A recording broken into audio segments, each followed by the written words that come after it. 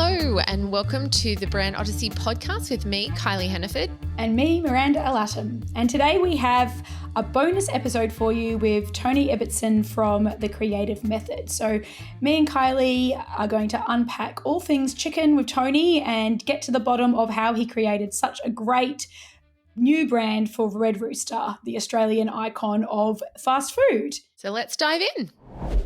Tell us about Creative Method.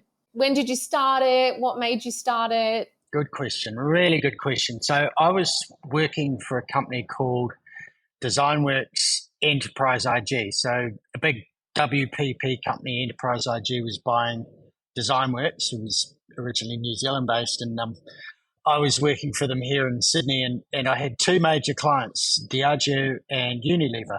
And what tends to happen in these buyout processes is anybody that's working there gets flogged.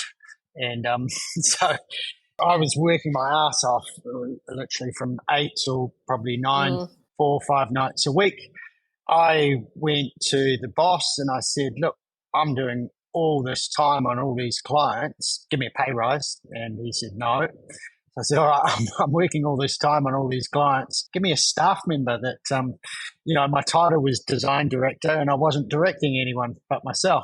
Oh, really? You didn't have a team? No, so it was all smoke and mirrors. And oh, my magic. God. So I asked for a staff member and they said no. So I thought, well, bugger this. I'm going to leave. And my parents have a decent-sized winery in New Zealand, and I thought, you know what, I'll just leave and I'll tidy up some of their labels. And literally within 2 weeks of leaving, my contacts at Diageo and Unilever phoned up and they said, hey, you were doing all the work. Do you want to do some more work? And I was under restraint of trade, and I said this to them. I said, look, I've signed, documents saying that I can't. And they said, well, we haven't signed that document. So it kind of put me in a position where I phoned my old company and I said, look, I've been asked to do this. I want to do it. If you say no, then I'll go back to them and say that you said no. But, they could see the writing on the wall where it's like, well, if they'd said no, then they wouldn't be doing any more work anyway. So yeah, literally within 2 weeks, I had clients of Diageo and Unilever. Out the gate, yeah. Yeah, if you ever want to shit your pants, it's a pretty good way of doing it. I'd never put together an estimate before. I think it took 3 days to put my first estimate together. It was full of spelling mistakes and, that's where it started. And at the same time, so that was Diageo and Unilever, and at the same time I met with a guy called Stephen Marks in a pub in Sydney, and he was setting up a Mexican restaurant called Guzman y Gomez. And he said, show me what you do. And I showed him a portfolio of deodorant and alcohol packaging. And he thought, oh, yeah, you can design a Mexican restaurant. Whoa. So that's pretty much, how it started. So flying completely by the seat of my pants. And so was it just you for like the first, how long, year, couple of years or? Yeah, so it was me for the first 3 months. And then one of the ladies who I used to work with, and all she did was answer the phones in the old place, and she was leaving because she had had a baby, and she said, look, I'm keen to do 2 or 3 days a week. So we did that for about 6 months out of a spare room in my terrace in Surrey Hills, and then within a year we had a small office, and within 2 years we had a bigger office with a bar. Perfect. So that's when you know that you're successful, is when you can have your own bar. That was my marker anyway. Who cares about cash flow? You're just looking at the office bar. Yeah. Well, I guess when your first client is Diageo, then that is a pretty good marker. Yeah. And look, the big lesson for me there was I kind of at the time felt really hard done by that I was doing all this work. But what I realised now is what I was doing is I suppose building really good relationships, and I think that's the fundamental of any good business. There's average design companies out there that are really successful because the people that run them can build really good relationships, and you actually can't do good work unless you have good relationships with people. Yeah, I totally agree. That's almost like your story is almost exactly the same as mine, like just working your ass off, working 12, 13, 14, 15 hour days, asking for a pay rise, getting a $3,000 pay rise, and just running the show, everything except doing estimates, and then leaving, and then clients ringing up a month later and going, what are you doing? Yeah. It's a great testament, isn't it, to, people seeing you as somebody that gets stuff done. You're not allowed to flog people anymore, though. I didn't have it in my been lucky in that sense that I've had that work-life balance bosses, which is nice, Kylie, I can confirm this. Especially post-COVID. It was interesting because I did sort of wake up and find myself in this business. At the start, it was like, right, well, I don't want to build a sweatshop. I don't want to, yell and scream at people. And, so you kind of get an opportunity to do it the way in which you want to do it. And there is certainly some principles out of, previous experiences, which, some good principles and some bad principles, which is, kind of helps shape the business. Yeah, absolutely. And your niche now, you said you did Guzman, you go as I saw on your website, and now it's sort of in that food, hospitality area. Did that flow on from doing Guzman y Gomez, or did you actively pursue that? Certainly the early days, there was a lot of drink. So, Diageo client was massive, a lot of booze for them. Like I say, a lot of wine work for my parents. And what happened is when GYG started to become really successful, people looked at it and I think they thought, all right, well, we want to do something similar, or we want to compete with these guys who did it. So we still get a lot of new business just out of the fact that they're so successful. Funny thing is, though, people think that, if you have a good logo, then, you've got a successful QSR business. And, hospitality is really tough. And there's so many aspects that go into making a great business. Yeah, I actually talk in the podcast about how Red Rooster were this franchise in the time of Pizza Hut, KFC, McDonald's, Hungry Jack's era, and then Guzman, Fishbowl come along and, puts a lot of pressure on the traditional fast food companies. So 100%. And that was very much the strategy for the start. So with GYG, when they started, our aim was that the first store in Newtown, we kind of said, look, we want this store to turn up. We want people to walk past and go, oh, where has this come from? This looks like a chain, but it looks like a better than McDonald's, better than KFC, but it actually looks like it's come from somewhere else. And Steve Marks was quite visionary in the sense that he knew that if he built a brand, then it would give him the best foundation. So he did everything. So from cups to packaging to T-shirts to interiors, everything. So it actually did really turn up looking quite legit. Even sometimes today we still meet with people and they go, well, we want GYG, but they don't understand that you actually have to do all these touch points in order to do that. And when did they start? So Creative Methods 20 this year, they must have launched 2007, 2 years in. Oh, okay. Yeah. Yeah. 2006, 2007. But people didn't even know what a burrito was when they started. People thought that a black bean was an olive. People couldn't say taqueria. People still can't say taqueria. In fact, people still can't say Guzman y Gomez. Guilty. So there was a lot of education that really went into, making that brand successful. I just remember personally it being my go-to every single Sunday I think it would have been around 2016. That's when I was like awakening to the Guzman trend. I guess it may be when it came to Brisbane. We're mainlining it as well. We're at least once a week. Yeah. Okay. Still avid fans. Yeah, 100%. I can't get enough. It's just easy and delicious. But moving into Red Rooster, so obviously you know that we've covered your wonderful brand and logo on the podcast, and it was quite an organic choice for me because I just liked it. Whenever I drove past it to make it my make, I was always like, that's clever, and piqued my little design nerd interest. And so that's what came to me to look into, what's it about and who did it and any stories, which there's always a good story. But yeah, I just wanted to first up ask you, when you crack a logo like this, how does it feel? Because I can imagine, it goes through a lot of stages and Was there a this is it moment, or was there a B option that got cast aside, and just how did it all feel? Look, we presented 3 logos, but hands down, I think the thing with good ideas or great ideas that they sell themselves. And, yes, you're right. When you finally see these things happen and come to life, I think it's why we design. It's certainly why I design. Now, I didn't personally do the logo myself. I was involved in sort of directing. And really, it came about through, when we started looking at Red Rooster and the chance to rebrand it, you look at where they come from and the logo that they had. And then, we went online and you search up chicken logos, and there's more chicken logos, in the planet than there are stars in the sky. So it's almost impossible nowadays to do something original. So then you start looking at, all right, well, what do they have and what can we own?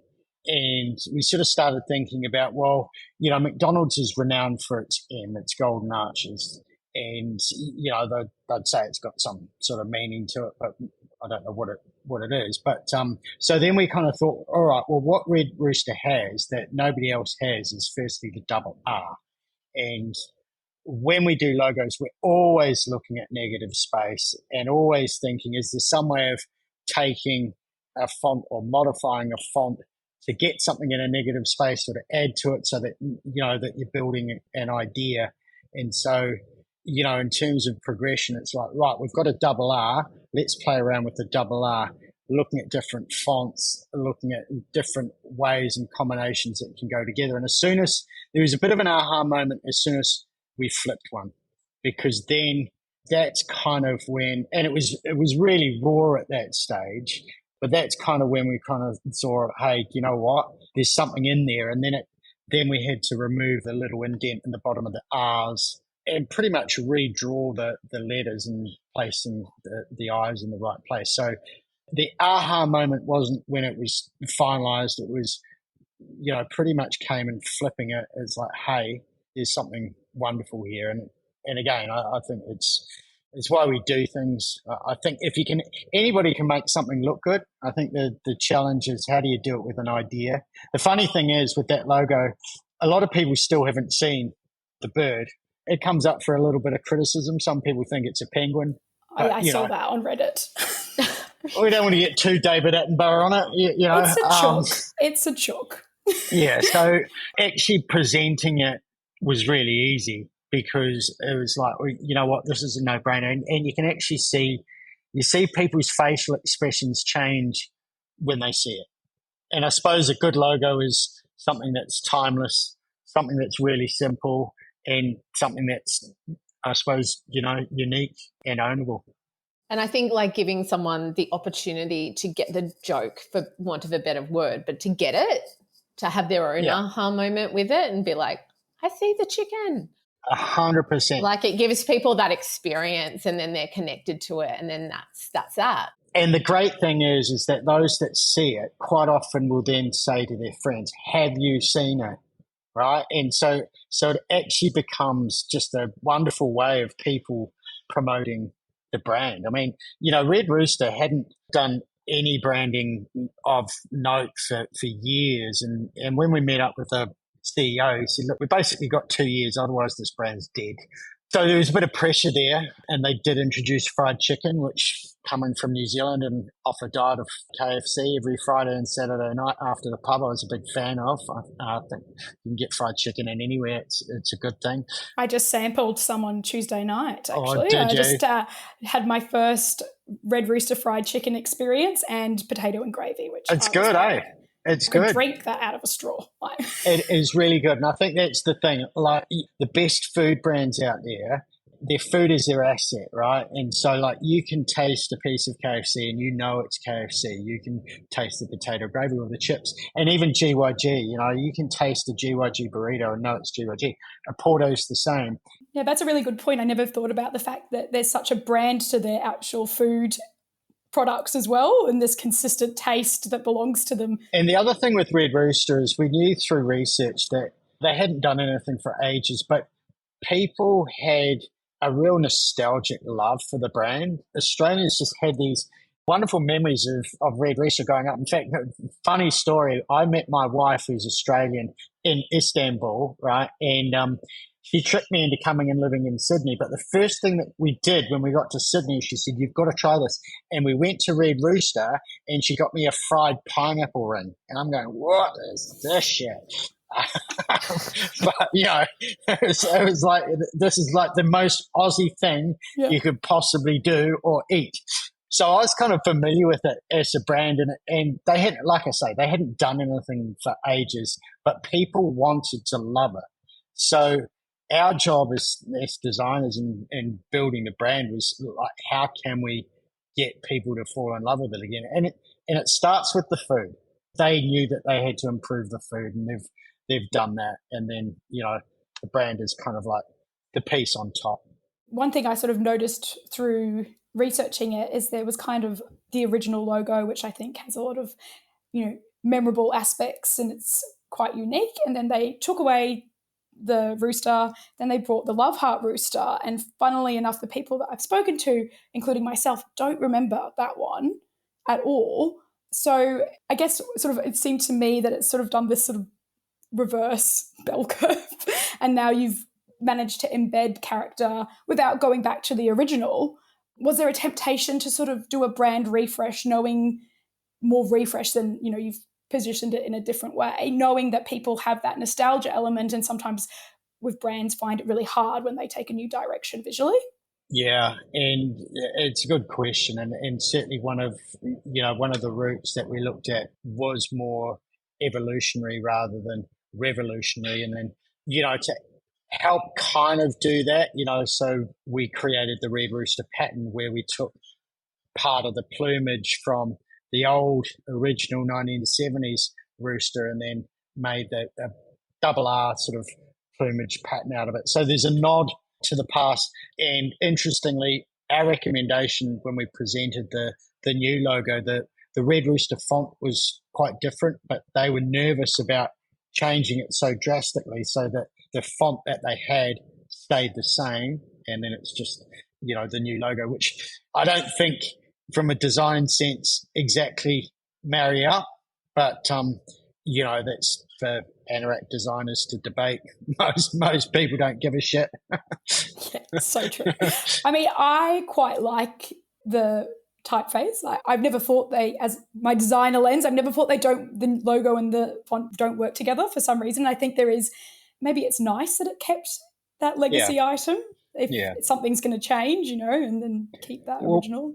Well, I think too, when we're working on projects, we always kind of look at, what can you own? And Red Rooster's Australia's oldest QSR. So to actually talk to part of that history and heritage, so that sort of retro style font does actually do that. So I suppose it does have a right to be there and play a part. I found some amazing 80s ads of Red Rooster. Have you seen some classics? Yeah, just very 80s and very Australiana. Australiana was so big. Well, it's actually, we get it sometimes. We've had it a few times with different jobs, and the brief with Red Rooster was you have to make it Australian. All right. Whenever we get that, we go, fuck, what does that mean? What does it mean now? It means something very different from what it meant in the 80s, I don't know what that means now, other than the fact that, Australia is probably one of the most culturally diverse places in the world. So it becomes really difficult to draw on cultural styles and what have you. And really what we got to with this Australiana thing and with Red Rooster was, let's make it about people, and each one of these characters has a rooster head. And so it's not based on any particular style of illustration. What they own is the fact that it's a character, it's an Australian character, and it's red, black, and white, and they've got a rooster on the head. So the rooster becomes visually disruptive for people, but also the idea is that different people might see themselves in different characters. And it gives the brand a bit of personality to, have some fun and play with. It's an interesting segue, though, I suppose, in that when we first did all the brand work and it had been refined, it always, for a brand this size, it always goes into research and focus groups and what have you. And I had a call from the lady that was heading up the research after it had finished, and it was really kind of her. She said, "Look, I just want you to know that in 30 years of doing research, I've never actually seen anything that's tested so well." I go, "Wow, that's awesome. Thanks for that." And then, literally about a week later, we went into head office, and the acting CEO of Red Rooster said, "I don't like those illustrations. We need to do something else." And it was a completely personal call, which was quite shocking in a way. That's so stressful and upsetting. So destroying, because you're effectively talking about an aesthetic, and this is aesthetic, or this idea had tested really well. Yeah, if you've got the data behind it, it's like just because the CEO doesn't personally like the aesthetic. Yeah. So he goes, they freak me out. They freak me out. It's a rooster head on a person. It freaks me out. It's obviously. And they're not necessarily the demographic, right? Like in the 100%. rebrand, it was meant to energize youth markets, and yeah. So we had to look at different illustrations and styles, but he's subsequently left, and I believe that they're actually going to bring them back in again. So how did you handle that? How did you, in the meeting, did you just go quiet and then go outside and scream at the heavens, or how did you into a pillow? Yeah. I'm genuinely curious. If you passionately believe in what you do, there is that period where you go, "Oh my fucking God, you're joking." I could understand if it was coming from a strategical perspective or some strong rationale. Just, I don't like it, is pretty soul destroying. I think though, as a designer, you have to learn that there's a point in terms of your emotional investment with things. You actually, and you really only get it through doing it for long enough, and it's not that you don't care, but there's a point where you go, okay, all right, well, what else could it be? And I guess designers are naturally optimistic, where you kind of have to go, all right, well, yeah, what else could it be? You have the little vent. Yeah. Okay. And I can't have it both ways either, because I'm often critical of research, because I think when you put something into research, you only ever find out what you already know. Anything that's really different in research quite often doesn't test very well, because people have nothing to evaluate it against. They go, well, that looks really different. So researchers often gives you something that's more in the middle. So look, we went away and we created some other sort of illustrations that were a little bit more acceptable. Do you use the rooster head illustrations on your website? I feel like you do, don't you? Yes. Yes, I saw them. I love that for you. They're great. Yeah. I mean, look, we take a little bit of creative license there, because it's like, well, look, if we're promoting our stuff, we might as well show it in the best light. Absolutely, yeah. This is the way that we intended it to be. It tested well. Hasn't gone into Canva yet. No, that's probably not Red Rooster, but Quite often we say, "Oh, they're doing this. It's in production."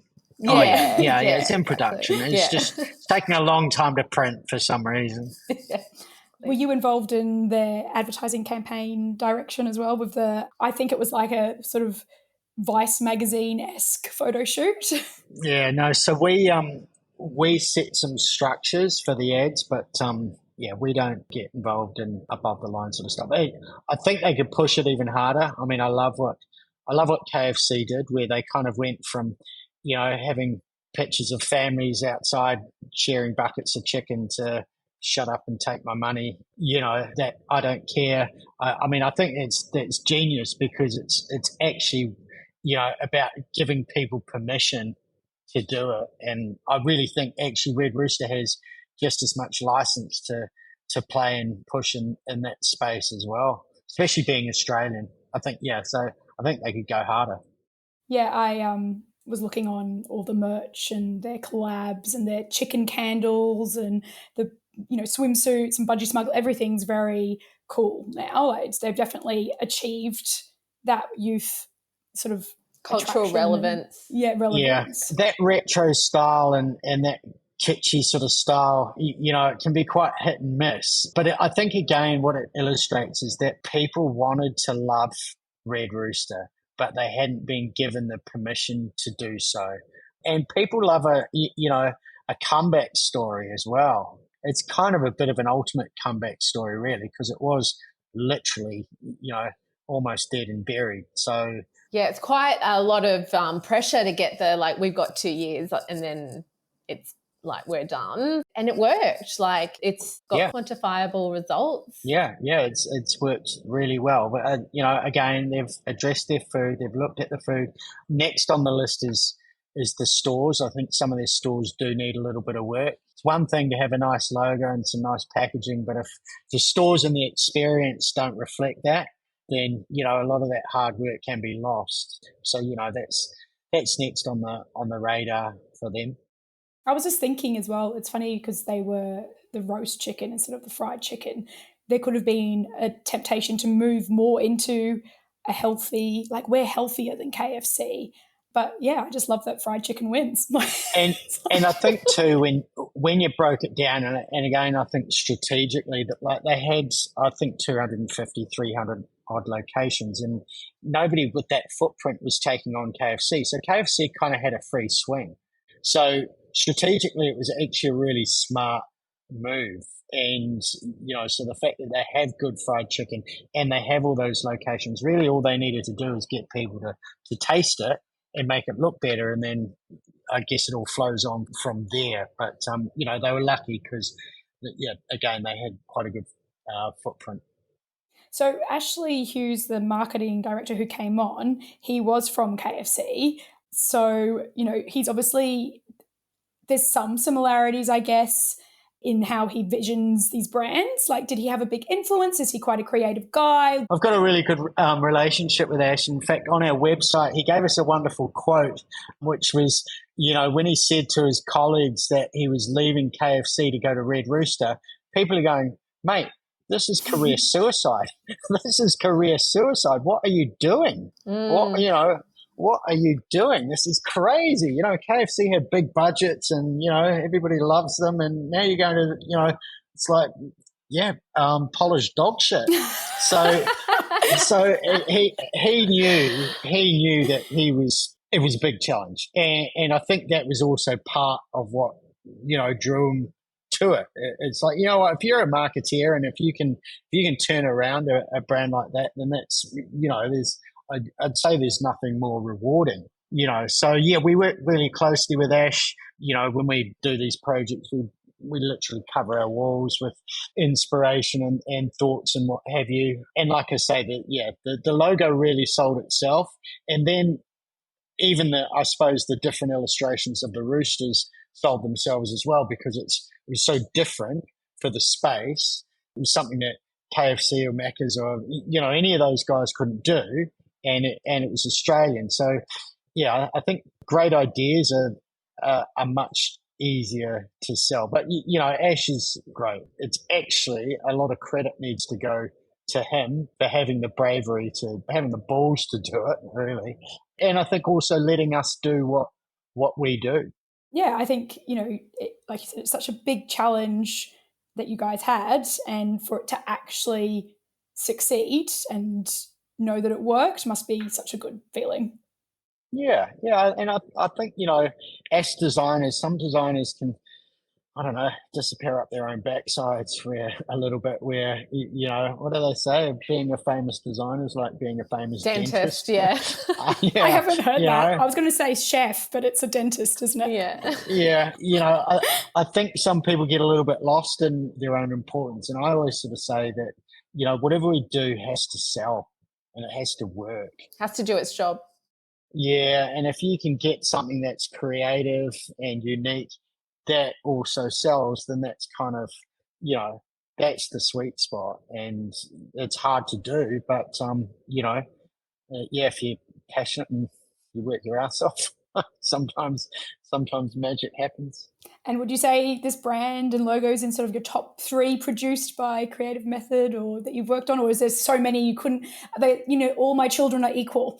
And that's a really good question. I would normally jump to that sort of child analogy because it's so hard to evaluate them. But I think something so simple to have sort of something like that is great. I'll always look at GYG fondly because it was the first. Then we've done another identity for a steak restaurant called Six Head, which I really love. But again, it's kind of because of the story. Yeah, but yeah, it would definitely be up there. Definitely. How did you feel about the Rooster Teeth logo? Have you seen it? Did you feel like it was side glancing a little too hard? I had to go and Google it. You didn't know? Okay. I had to go and Google it. And then when I looked at it, I kind of had a bit of a chuckle, to be honest. Good. It's like, well, firstly, I had to go, what are they? What do they do? I mean, right? I still don't know. And then I go, all right, well, is it any good? And it's like, well, I found it a really weird one to evaluate. I suppose, any form of imitation is flattery, but I'd also kind of look at it and it looks like, people on socials are tearing at a new one because you'd probably easily argue that it's not great design, but maybe it was done deliberately on purpose. I mean, I don't know. I think, you kind of best to stay in your own lane and kind of focus on what you do. I think it's really easy. It's really easy to pick holes and stuff. And what I try to do now is when I look at stuff, I go, fuck, I wonder what the brief was. We do that. And quite often now I'll look at it and go, I bet you the client fucked that up. You know what I mean? It's like it's some designs you can kind of see there's a start of an idea and then it's like, oh, something's gone wrong here. Death by committee. Yeah. And design is one of those things, isn't it? It's like we're getting better as a community to sort of judge design on success rather than aesthetic. It's like I quite often tell the analogy where you go into, a doctor's surgery with a broken arm and the doctor goes, oh, yeah, well, we're going to put a cast on here. And you go, yeah, well, my wife doesn't think the cast on there would look very good. I don't think we should put it there at all. She actually thinks you should put it on the leg, right? And then the doctor go, well, it's not going to fucking fix your arm if you put it on the leg, right? But there's still little, and we've got some work to do as a community. There's not a high enough measure of success and efficacy based on great design. I mean, there is more and more Effie awards and what have you coming in, but designers, awarding or giving awards to designers is, it's mutual masturbation. It's kind of like, that's where you have disappeared up your own backside. It's human centipede vibes. Yeah. And I think the more that we're seen as being experts and measured on success, where you've got great creative, different creative that challenges but also works and sells, is kind of where we need to be. And I guess that's what we aim for. Well, I think Red Rooster was a nice little case study for that because it pleases the designers still because we're like, so clever, negative space. Negative space. Oh my God. Yeah. Oh, thank you. I mean, it's really, really nice. I think it's always nice to, have people like what you do. I mean, as designers, we're all deeply insecure. That's so insecure. That imposter syndrome. It kind of drives us all. So yeah, never enough compliments. It's very nice. It's very nice to hear. So thank you. It means a lot. No, thank you, Tony, and thank you for coming on. Pleasure. And so ends another expedition into the lands of brands and design. We hope you loved it as much as we loved creating it. If you did, we would love you to follow us wherever you listen to podcasts so you never miss an episode and to help other people find us. If you want to check out our visual references, you can follow us on Instagram at Brand Odyssey Pod or at 3 Blocks Left. Until next time, stay on the Odyssey, brave creatives. Bye. Bye.